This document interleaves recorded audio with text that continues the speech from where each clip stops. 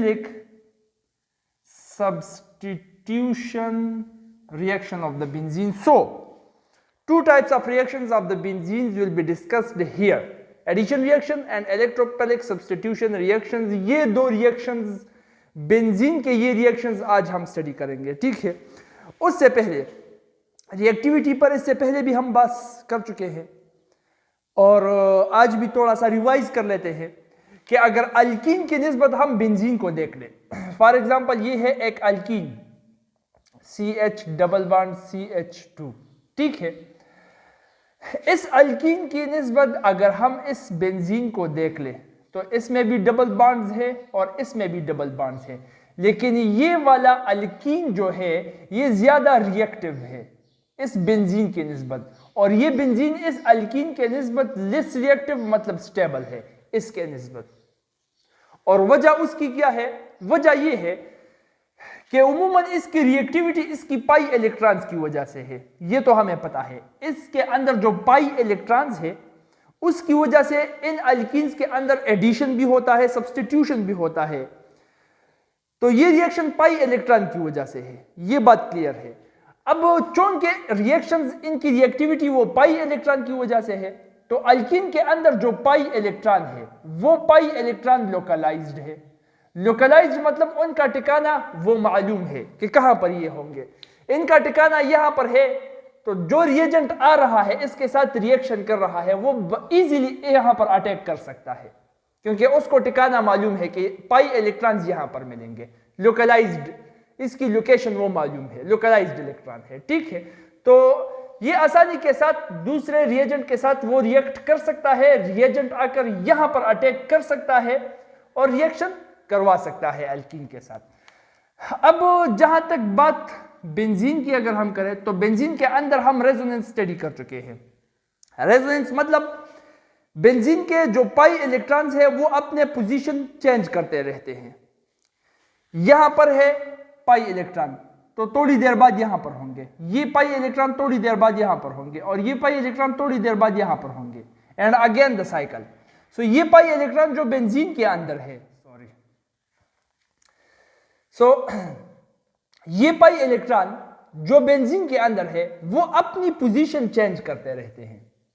अब जब अपना पोजीशन ये चेंज करते रहते हैं तो इन इलेक्ट्रॉन को हम कहते हैं D localised electrons.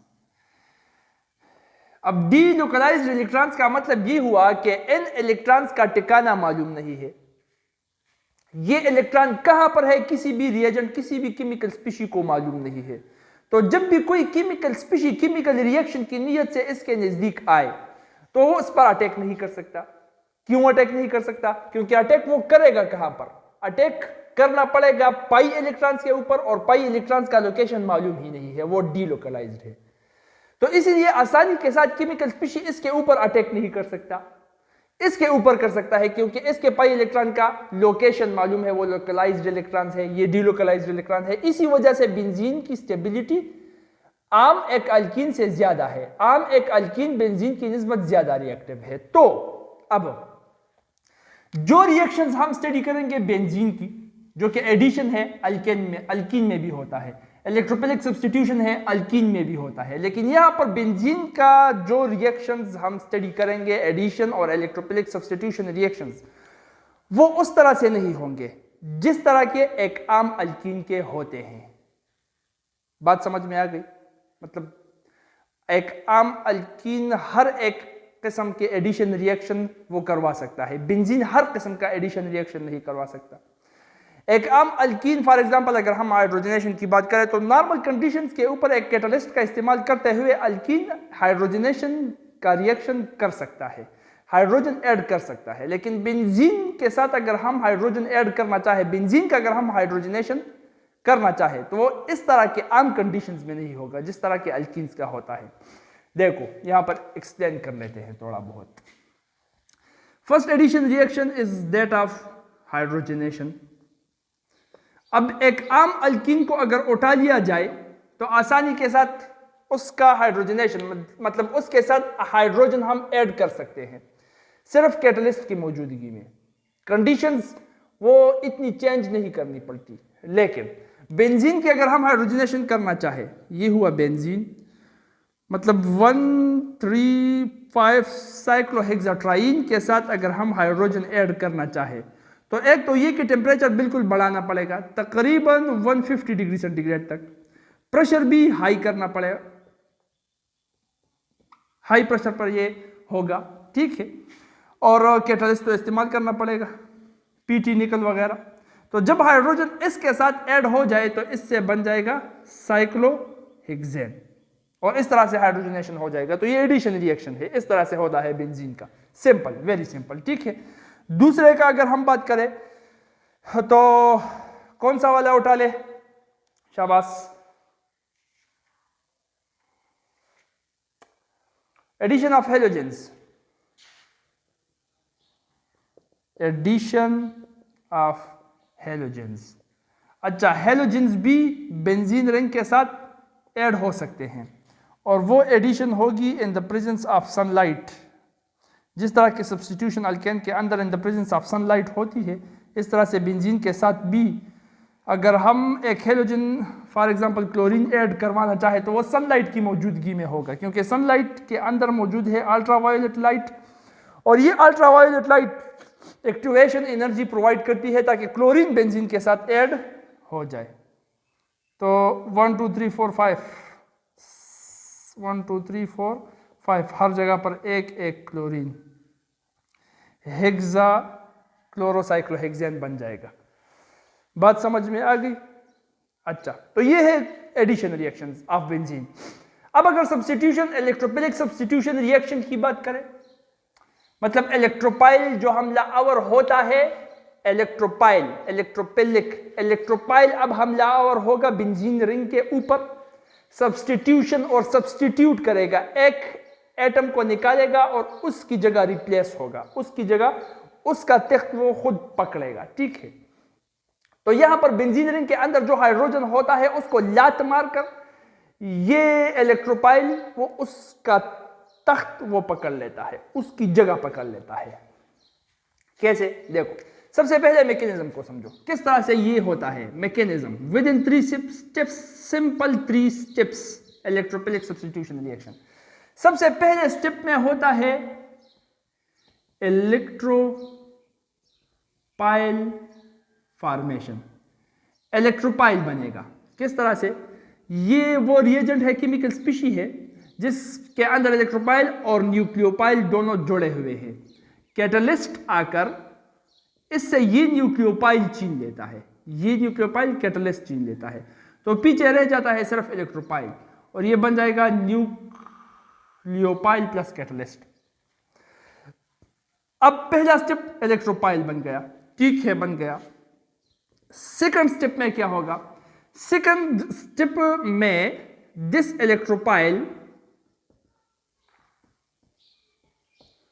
will attack benzene ring. ये इलेक्ट्रोपाइल बेंजीन रिंग के ऊपर हमला आवर होगा कुछ इस तरह से। ये हुआ बेंजीन, ये हुआ इलेक्ट्रोपाइल, इलेक्ट्रोपाइल आकर यहां पर हमला आवर हो जाएगा, या हम कह देंगे यहां पर हमला आवर हो जाएगा पोजीशन 1 पर, ठीक।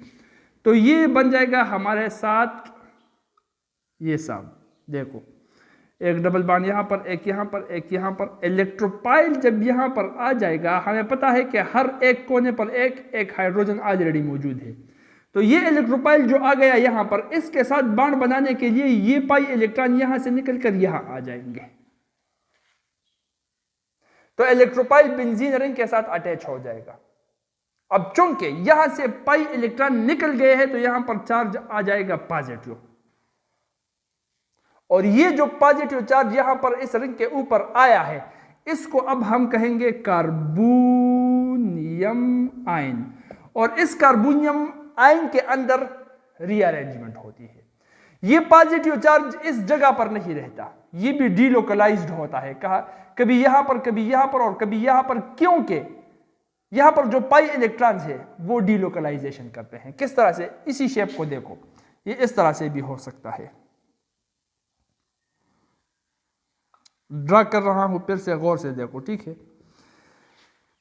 यहां पर प्लस चार्ज था। अब अगर ये पाई इलेक्ट्रॉन यहां पर आ गए तो यहां से मैं मिटा दूंगा, यहां पर बना दूंगा। यहां पर पाई इलेक्ट्रॉन आ गए तो पॉजिटिव चार्ज यहां से हट जाएगा, यहां पर आ जाएगा। अच्छा, अब नेक्स्ट फिर से इसी स्ट्रक्चर को ड्रा कर लेता हूं। ये इलेक्ट्रोपाइल, ये हाइड्रोजन, यहां पर पॉजिटिव चार्ज। अब ये पाई इलेक्ट्रॉन यहां पर आ गए क्योंकि डीलोकलाइज्ड है, पोजीशन चेंज करेंगे तो चलो ये पाई इलेक्ट्रॉन यहां पर आ गए। यहां पर आ गए तो यहां से पॉजिटिव चार्ज हटकर वो यहां पर आ जाएगा। अब देखो पॉजिटिव चार्ज कभी यहां पर, कभी यहां पर, कभी यहां पर, ठीक है ना, कभी दर पदर, कभी इनके दर, वही बात है। तो ये जो पॉजिटिव कार्बोनियम आयन है जिस पर ये पॉजिटिव चार्ज है, इसका रियल स्ट्रक्चर इन तमाम फॉर्म्स का, इन कंट्रीब्यूटिंग फॉर्म्स का वो रेजोनेंस हाइब्रिड जिस तरह के हमने रेजोनेंस पे पढ़ा है वो है। तो ये है step number 2, electrophile will attack the benzene ring and will form the carbonium ion. Electrophile benzene ring पर अटैक करेगा और कार्बोनियम आयन बनाएगा। अब कार्बोनियम आयन के अंदर थोड़ी सी स्टेबिलिटी है, क्यों है? क्योंकि इसके अंदर ये पाई इलेक्ट्रॉन वो डीलोकलाइजेशन करती है और ये जो पॉजिटिव चार्ज है जिस पर न्यूक्लियोपाइल भी हमला आवर हो सकता है वो भी डीलोकलाइज्ड होता रहता है, अपना पोजीशन वो चेंज करता रहता है क्योंकि पाई इलेक्ट्रॉन वो डीलोकलाइजेशन करते हैं। तो इसका भी उसके साथ पोजीशन चेंज होता रहता है। लेकिन ये स्टेबिलिटी उस तरह से नहीं है जिस तरह के एक एरोमेटिक स्पीशी की होती है। अब ये नॉन एरोमेटिक है, अल्टरनेट डबल और सिंगल बॉन्ड तो नहीं है ना, बीच में गैप्स आ रहे हैं। तो फुली स्टेबल बनने के लिए, एरोमेटिक स्पीशी बनने के लिए, ताकि फुली स्टेबल हो जाए, it will lose the proton. इसको प्रोटॉन वो हटाना पड़ेगा। तो ये जो कार्बोनियम आयन है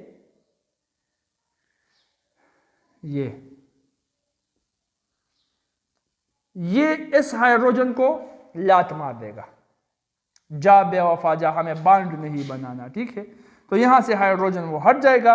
यहां पर आकर जो अब बन रहा है वो कुछ इस तरह से होगा, यहां पर डबल बॉन्ड, यहां पर डबल बॉन्ड। चूंकि यहां से प्रोटॉन हट चुका है तो यहां पर अगेन डबल बॉन्ड आ जाएगा और डबल बॉन्ड के आने की वजह से वो इलेक्ट्रॉन जो है वो तो नहीं गए, वो तो यहां पर आ गए पाई इलेक्ट्रॉन की शक्ल में, डबल बॉन्ड बन गए। तो पॉजिटिव चार्ज जो है वो हट जाएगा और यहाँ पर हाइड्रोजन आ जाएगा जो कि हाइड्रोक्सिल आयन हो या Cl हो या जो भी हो उसके साथ मिल सकता है, वो ऑनवर्ड हम देखेंगे जिसके साथ भी हो। लेकिन ये हमारे पास बन गया electrophilic substituted product of the benzene. तो इस तरह से इन स्टेप्स के अंदर electrophilic substitution reaction that takes place. बात समझ में आ गई यहाँ तक, ठीक है। अच्छा, अब चलो कुछ एग्जाम्पल्स देख लेते हैं इसके ऊपर। अच्छा, सबसे पहले जो रिएक्शन है वो है नाइट्रेशन।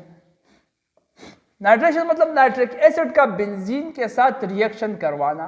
तो सबसे पहले इलेक्ट्रोपाइल बनेगा, ठीक है ना, HNO3। तो जो इलेक्ट्रोपाइल बनेगा वो किस वजह से बनेगा? जब इस NH3 के साथ हम H2SO4 भी डाल दें। टेम्परेचर हम रखेंगे, सुटेबल टेम्परेचर इसके लिए जो है वो 60 डिग्री सेंटीग्रेड है। तो ये HNO3 H2SO4 के साथ रिएक्ट करके HSO4 H3O हाइड्रोनियम आयन और नाइट्रो आयन बना लेगा।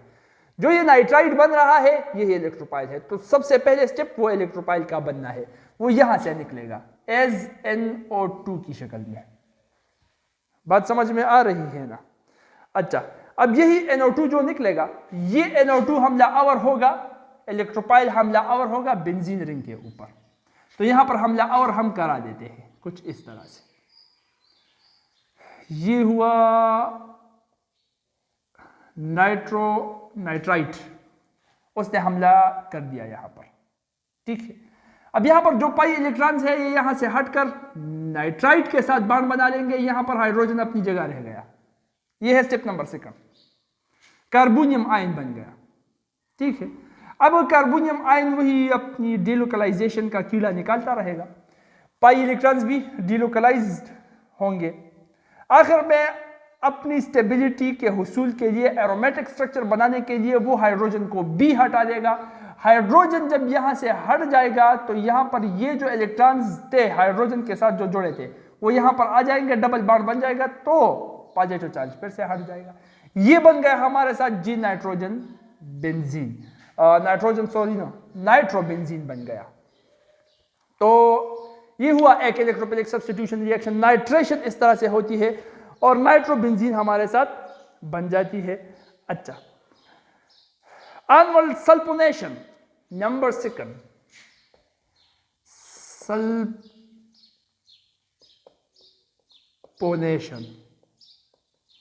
This is the electrophilic substitution of hydrogen sulfate in the place of the hydrogen in the benzene ring.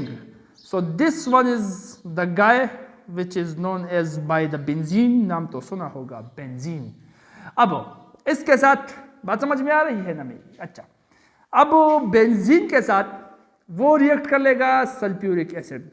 ये रिएक्शन होगा 120 डिग्री सेंटीग्रेड पर, अगर सल्फ्यूरिक एसिड फ्यूमिंग फॉर्म में ना हो तो। फ्यूमिंग फॉर्म में सल्फ्यूरिक एसिड मतलब वो सल्फ्यूरिक एसिड जो बुखारात की शक्ल में हो।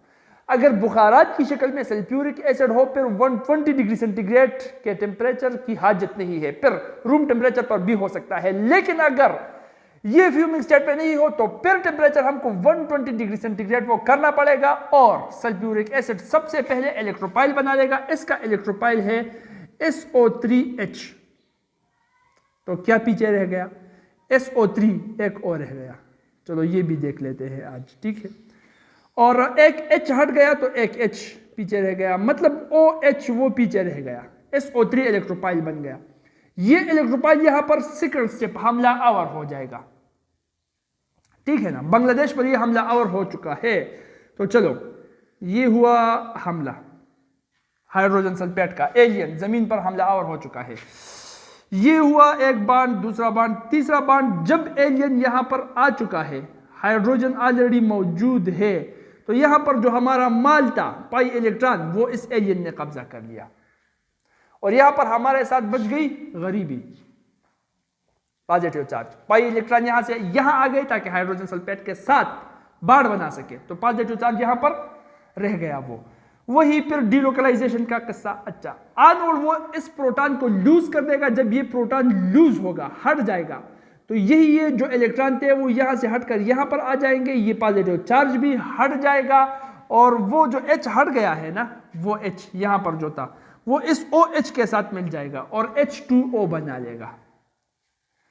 तो इसी तरह बेंजीन की सल्फोनेशन वो हो जाएगी, सल्फोनेटेड बेंजीन बन जाएगा, जिसको हम बेंजीन सल्फोनिक एसिड कहते हैं।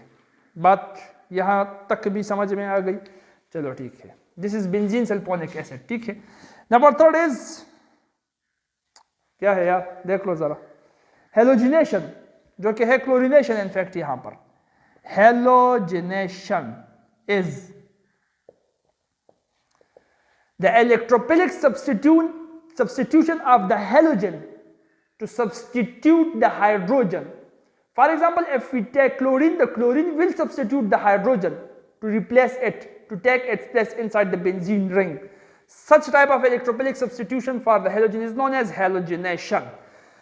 Here we will take the example of the chlorine. This will be the benzene. चलो ठीक है, ये हुआ क्लोरीन। ये रिएक्शन अब होगा मौजूदगी में फीरियम क्लोराइड या एल्यूमिनियम क्लोराइड के। टेम्परेचर रूम टेम्परेचर पर होगा। क्लोरीन एक यहाँ पर हमला आवर हो जाएगा। सबसे पहले इलेक्ट्रोपाइल बनेगा। इलेक्ट्रोपाइल किस तरह से बनेगा? ये दोनों क्लोरीन आपस में बढ़ जाएंगे, जुदाई आ जाएगी इनके बीच, ठीक है। जब इनके बीच जुदाई आ जाएगी तो ये जो रेडिकल बन रहा है ये इलेक्ट्रोपाइल एक बन गया, वो यहाँ पर हमला आवर हो जाएगा, ठीक है। यहाँ पर हमला आवर हो जाएगा। जब ये हमला आवर हो जाएगा, सेकंड स्टेप है कि इलेक्ट्रोपाइल हमला आवर हो गया। चलो इलेक्ट्रोपाइल, दिस इज हमला आवर्ड इंग्लिश। ये हुआ क्लोरोबेंजीन। यहाँ पर जो ये हुआ, देखो जो पाई इलेक्ट्रॉन्स थे वो पाई इलेक्ट्रॉन्स यहाँ से हटकर यहाँ आ गए ताकि क्लोरीन बेंजीन के साथ बांड बना सके। अपना हाइड्रोजन अपनी जगह पर वो रहा पड़ेगा।